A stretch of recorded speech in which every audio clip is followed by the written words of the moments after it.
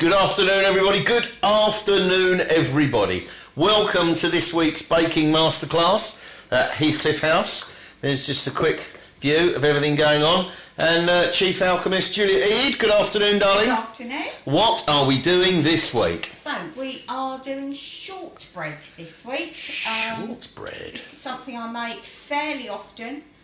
Regularly freeze as well. It's really good for the freezer. You can freeze it uncooked and then bake it whenever you want it, so it's freshly baked. Good afternoon, Jan. Okay.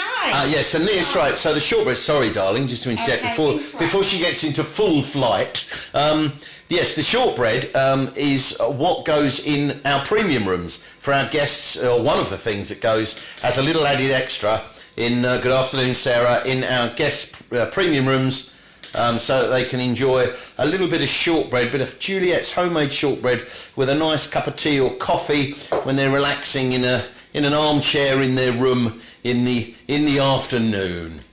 Okay. Right. So this is very much a James Martin recipe. If you've been watching his Highlands to Islands, you will have seen that he uses butter for everything. But this is 220 grams of butter at room temperature, which has been beaten now until it's much lighter in colour. Okay. Okay. Does it taste the same? Yes, it does. Just tastes like normal butter. It's just got airy. Oh, okay. So, you then need to add 100 grams of caster sugar, but this is my hint, tip, secret. Use icing sugar. Ah. Shh.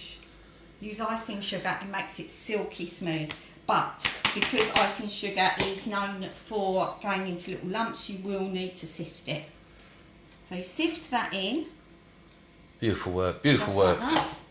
And just being careful not to choke on the icing sugar. Good afternoon, Becky. That is, hope you're staying well.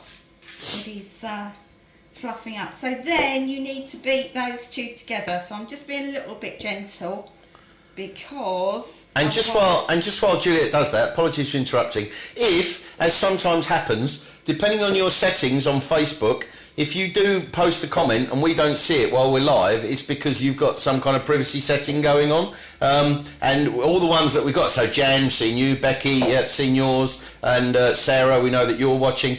So, you know, we can respond to that. But if you're not broadcasting the fact that you're happy for your comments to be out when live, we won't see them until after we've uploaded the video or shared it on Facebook. Just there you go. Right, sorry, darling, back to you. Pass me the red spatula, please. Red spatula. Goodness me, I'm getting involved. Oh, really? Red spatula. Thank you. So, we are just wiping down the sides of the bowl to make sure that we've got all that butter incorporated with the icing sugar. So this is your creamed butter and just the icing sugar in the bowl at the moment. And we get to the other interesting stuff. Lovely and light in colour, very pale. That's exactly how you want it. Okay. Now, 350 grams of plain flour. Again, I'm going to sift it. Another secret tip, shh, is that I remove 2 tablespoonfuls of flour and replace it with 2 tablespoonfuls of corn flour. That just makes them so smooth. They are delicious, darling. Giving away all her top tips. I am giving away all my top tips. And while Juliette sifts flour, in the true tradition of cookery programmes, we'll go to a view of the scenery. So this is out the kitchen. And it is blisteringly hot here today. I hope it's blisteringly hot wherever you are in the world. Regulars may notice that my chilli plants have gone. That's because they're out there now, if you can see them in the distance. Anyway, turning back, have we finished sifting? We've put the plain flour and the corn flour into the bowl. And we're just going to gently... How much plain flour was it again? 350 grams with 2 tablespoonfuls removed, which is about 30 grams, and put 2 tablespoonfuls of corn flour in. Good afternoon, Julie Austin. We are indeed both staying safe and well. We hope you and the $6 million man are managing to do the same. She hasn't heard that one before. No, never. His name is Steve, by the way. Steve Austin. Oh dear. Right. Okay, so I am going to add as well just a teaspoonful of vanilla extract. This is a not so posh one. This is Dr. Oetker's because that was what I could get. Now these are very easy to make if you want them gluten free as well. Dairy free is a little bit more challenging. I've been working on that, but dairy free, they're not the same without butter. So, and what else could you put in instead of vanilla? You could put lemon, orange, chocolate, or really anything fancy. Becky Turner, I made biscuits with self-raising flour yesterday, and they were like cakes. Yes, they would be, because they've got baking powder in them, Becky. I hope you're well. I hope your baby's well. What's the other thing? So you can't use self-raising flour for biscuits? Don't you? Well, it's not. Some you can, but you have to pick and choose which biscuits you use it for. Yeah. So anyway, vanilla essence gone in. We could have put chocolate, orange, lemon. Anything really, except lime. I made lime once and they weren't very good. But if you team lime and a little bit coconut, they're not too bad. But that's a whole nother story. Okay. Right, so if you can have a look at the way the mix is coming together.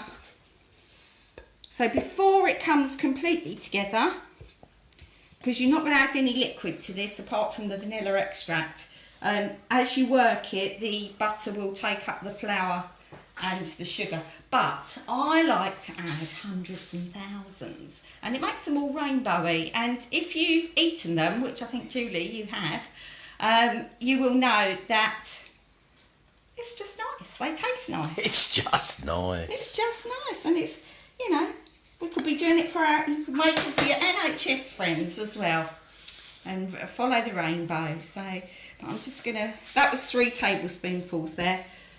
Which is quite a lot, but I buy them in mega size. So these are really reasonably priced on all your well-known shopping websites? Yes. Oh, right. One in particular that does a lot of books. Ah, right. That's where I would search first. South American Women in the Jungle. Yes, that's indeed, the one. Yes. I used to teach the Amazonian rainforest. Oh, you said the word. I did say the word. I did used to teach that though to year 3. Oh, there we go.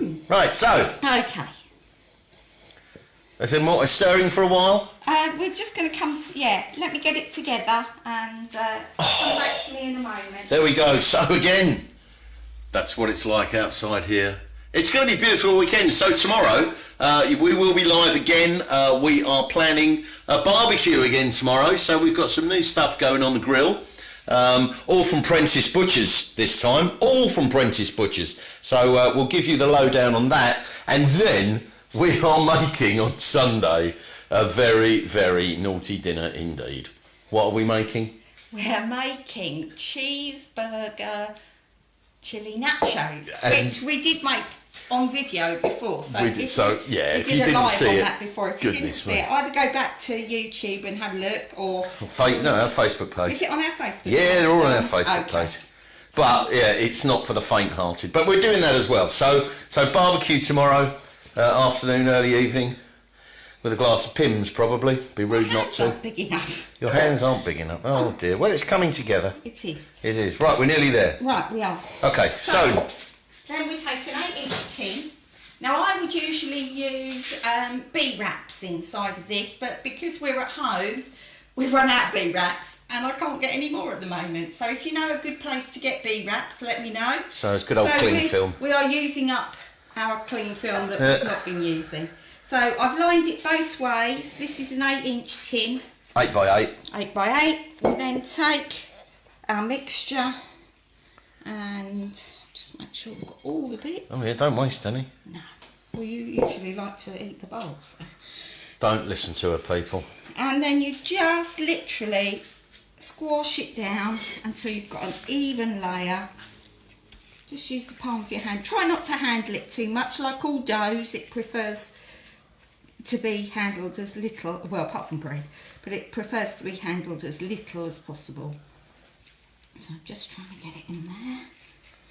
Right, so once you've got it fairly flat,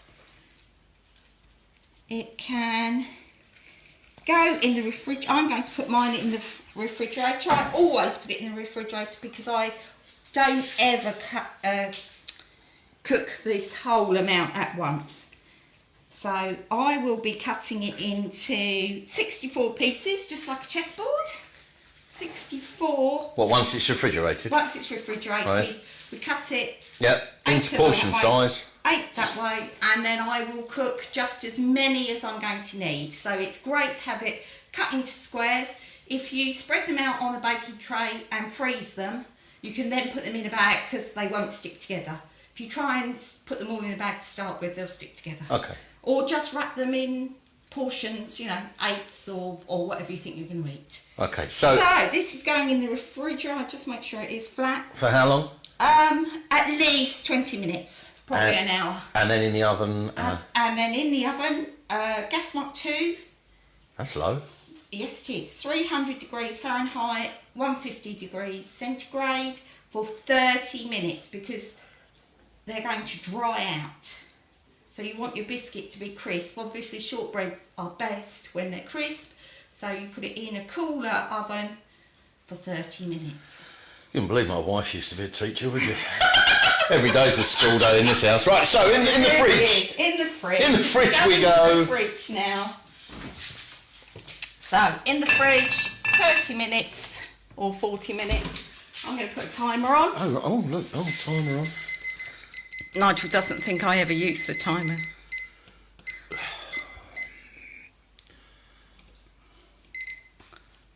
Is it going? 30 minutes. Okay, all right, so there we go. That's this week's masterclass over and done. Juliette's shortbread, which goes into our premium rooms for all our guests to enjoy with a cup of tea in the afternoon. She wants to say something else. Shut up, Nigel. I will post a photograph. I'm going to cook a few because... oh, what a shame. Yeah, because I'm sure Nigel wants one, and I'm hoping I will be able to drop some to a very good friend of mine. You're the shortbread snuffler. Blimey. She always blames me. Sure, Nigel will want some. I might have one, she'll have 5. Right, okay, on that note. There we go. Okay, we hope you're managing to stay well and keep safe amongst our relaxed lockdown situation that we're in. We're still hoping, you never know, we might be open by July the 4th. That's the intention, but we'll let the government follow the science and the data and the numbers and all the rest of it. But we will be here for you when all the madness is over. So you've got a lot of work to do before the 4th of July. We have a lot of work to do. This is very true. But be rest assured, we will be COVID compliant by the time we open, as if we're not too far away already. No, so there we go. We will be back online tomorrow afternoon for the barbecue and a glass of Pimm's. Until then, stay safe, keep well. We will see you then. Bye-bye.